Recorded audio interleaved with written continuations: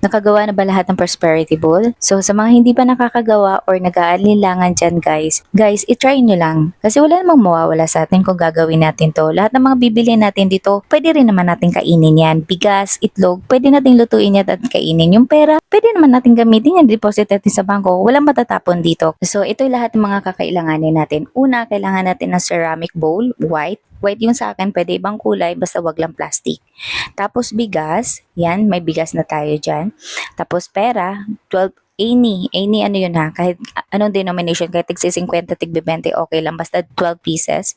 Chocolate, yan, kailangan na 12 pieces na chocolate. Tapos egg, 12 pieces din, at saka tatlong ampaw, at tatlong 168 pesos, kasi doon natin ilalagay sa ampaw. So, lahat yan, pagsasamahin mo lang, ganito po ang gagawin natin. Ganyan na ganyan talaga mismo. Ihilera mo lang yung egg, mga chocolate, pera, ganyan. Meron din pandagdag na swerte.